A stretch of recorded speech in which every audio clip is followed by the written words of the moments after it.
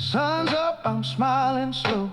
Pour that brew, let the blessings flow. Steam rising, faith on 10. Here we go again. Take a sip, take a breath. Ain't no rush, no stress. Got the good book by my side, and that peace I can't hide. Give me Jesus and my coffee. That's all I need to start my day. No matter what's out there waiting, my worries fade away. He fills my cup, he warms my soul, and every sip makes me whole. Give me Jesus and my coffee. Everything's gonna be okay.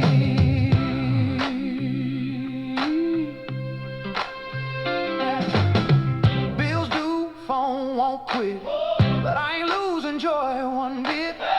Turn that radio nice and loud, sing my praises proud. I got joy in my cup, yeah, love in my hand, a little bit of heaven when the day begins.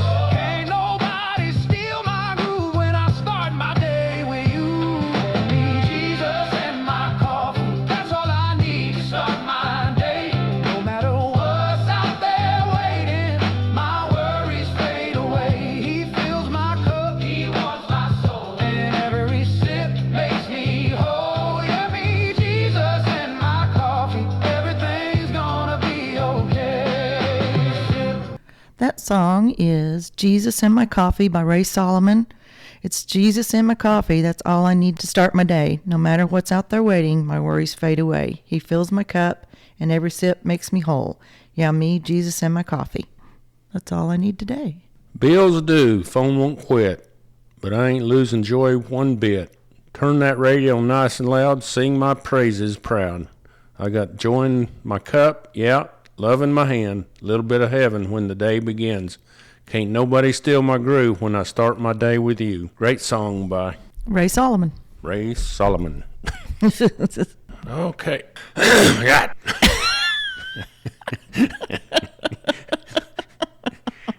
Yeah, it's hard to beat when you had a good cup of coffee and you got Jesus by your side. Every day can be a struggle, but you got Jesus on your side, you'll be okay. Got Miss Kara with me Sunday morning, December 21st.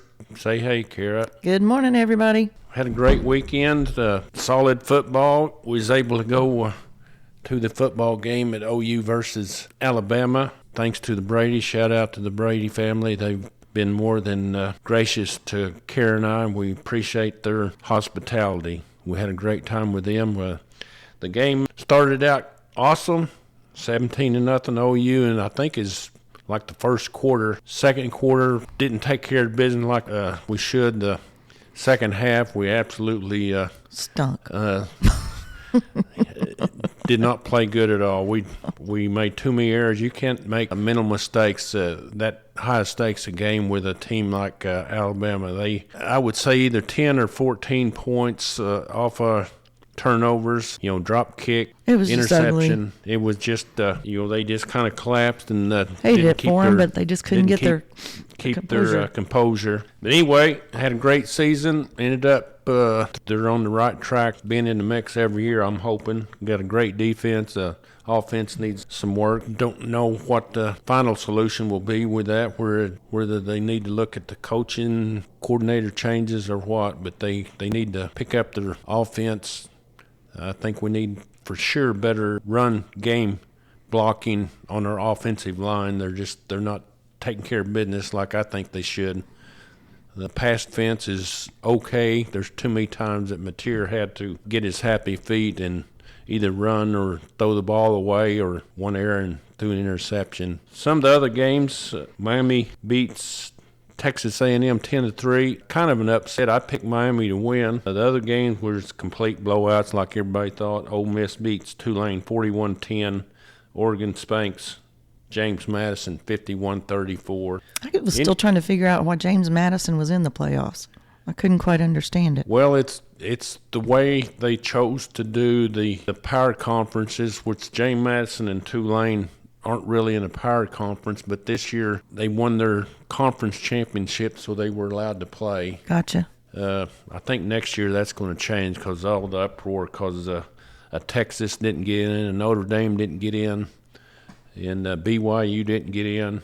Tulane and James Madison. I think at the end of the day they may have to have two levels of playoffs, a Division 1A and a Division 1B or something like that, where you can have a format and it's fair for everybody. And the lower tiers, even in Division 1, the lower tiers just aren't up to the quality of play that the bigger divisions are. Anyway, Texas Tech going to be playing Oregon. Indiana's going to be playing Alabama. Georgia's going to be playing Ole Miss, and Ohio State's going to be playing Miami here in I think it's a week from Saturday, something like that. In the meantime, me and Miss Kara's getting anxious to go on our excellent adventure. We kind of got it all locked up. We kind of tell you about our itinerary. We're not really going to say what dates we are. We don't want to expose ourselves to being gone and having some problems at home. Smart move. But we plan on flying out of Oklahoma City, going to fly to San Diego, spend the night at Sophia Hotel in San Diego downtown. We've done that once before and really liked where it's situated in the city. Mm-hmm. Walking distance to the ocean, to walking distance to lots of Italy. places. Mm-hmm. And, really close to a lot of places for us to be able to just walk around and get those steps in. Last time we was there, we was able to figure out how to use a mass transit system. It's awesome. You just got to figure out how there's schedule between the buses and the trains and the trolleys and such as that. And once you figure that out, it's a heck of a lot cheaper than Uber. And I think at the end of the day, it's quicker because the buses usually have right away in the metro area. So we figured out how to do that locally and use their app. That's I think it's called Pronto, name of the app. Mm-hmm. We use it, and it's really easy. From there, what do we do, Kara? We'll stay there a couple of nights, and then on the third day we're there, we're going to catch the Amtrak train that follows the coast up to San Luis Obispo, and that'll be a full day. It's about 8.5 hours, 9 hours to make that trip, but it follows all along the coast, so we're going to get to have some beautiful scenery heading that way, and then we'll stay up there. Bob's been in the area before, but I have not, but we've rented a car so we can go hit all these different little towns around there. I guess they're little. I don't know that much about it, but I'm going to find out. one place for sure that we've already made reservation. I don't know if people's heard of the Hearst Castle. I've heard of it, and I've known of it for years and years. Anybody that's a little bit older. The father or the parents was the parents of Patty Hearst, which she got involved in some sort of quote-unquote cult. Anyway, the Hearst family was really well-to-do. I think they's in the publications. Media and such as that, and built a huge castle. Tour it. Then looking forward to it. From there, destination is San Luis Obispo, farther north of Los Angeles, between Los Angeles and San Francisco.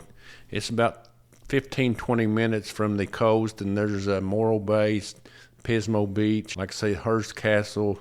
There's a lot of history in that area, and the scenery should be outstanding. Yeah. The weather looks like it's going to be between 45 and 50 low and 60 to 65 high, and maybe a little bit of rain, but that's okay. I mean, I'm not going to. Neither one of us is going to melt anyway. Yeah, we're not going to melt for sure, and we're not going to gripe if we can't control the weather, and we'll be able to handle whatever they dish out as far as the weather. It's going to be some good eating. Yeah, we're looking forward to it. Stay at San Luis Obispo. Instead of riding the train back, there's basically a shuttle flight that'll go from San Luis Obispo back to San Diego, and we're going to take it. Mm-hmm. Spend another night or so in San Diego and find some of those places that we went and find another good meal and head home. We're looking forward to that. For our friends and family out there, we'll bring you some refrigerator magnets or stickers, maybe a T-shirt or two. Merry Christmas. But anyway, that's what we got planned, and we're looking forward to that. Right now, we're just sitting here in the garage and enjoying the weather and our good fortune to be able to work all our life, and both of us. I'm fully retired, and Miss Kara she's retired but she still works about 20 hours a week at Althea's Vault. Kind of a shout out to Althea's Vault. Do you want to tell Always. them the deal? Thursday night they had live music, and so I worked with Blythe and Casey for the event. Went really well. The young lady that sang, her name is Natalie Dickerson. She's got some of her own songs and sings some other songs, but she's living out in Nashville. She's performed at the Bluebird Cafe in Nashville. She was even on one of the contestants on American Idol. No, The Voice. The Voice? The Voice, yeah. Okay, I don't... 2 years ago, she was on The Voice. And beautiful young lady. Her family's awesome. They were all there supporting her, and then a bunch of the locals were there. We had Blythe made stew and cornbread, and everybody just had a really good time. But she was really outstanding, kind of bluesies or something, kind of... Just a beautiful voice, yeah. Got a great voice, and like I said, she writes a lot of her own music and plays the guitar, and she was impressive. And like I said, she had some local ties is the reason she's playing at Althea's. Said the Althea's Vault in downtown Washington, America is really good food, good people, great atmosphere. Definitely. Another thing that we've got going on today, it's why I giggle every once in a while, is we've mentioned before that we got 2 kittens about, 8 weeks ago? 6 weeks ago? Oh, they're probably 3 months old, 4 months Yeah. old. But we've had them We've been about a month and a half. Yeah, we've been raising them in the garage because they were so tiny. Because out here, an owl or anything would just pluck them up any time. So we've got them air tagged, and we're letting them out today to play because it's so pretty outside. And they've grown quite a bit, but trying to do a little training with them to know that they got to come back inside. So we're keep enticing them, but they are having a blast. It's hysterical to watch them. The little giggles in the background that you probably don't know why are going on. It's because I'm watching the cats play. Okay, I want to do a shout out to Michael Robertson that was here last week and took time out of his busy schedule to do a podcast. We really enjoyed him coming down. I think he enjoyed it, and saw him Saturday, and he said he'd be interested to do another one after some more of these ball games are played out and we can review them. And thanks again, Mike, for coming down. Definitely. And maybe most of his family had all already listened to it, and they were all over it. So it was a pretty cool deal. Yeah. So anyway, Beth Ann, if you're out there listening, you can come out. You can come too. Bring some more of that cookies. Okay. Well, we're going to wrap this one up. And thanks again, the Brady family, for being so generous and hospital. I forget that. I come from Lindsay, Oklahoma, and most of our words are 4 letters. Good grief. But thanks again for being so kind to us, and we appreciate it. Merry Christmas, everybody. Merry Christmas, everybody. We love you. Thanks for listening. If you like the podcast, share it with one of your friends. But thanks. Thanks a million. Bye.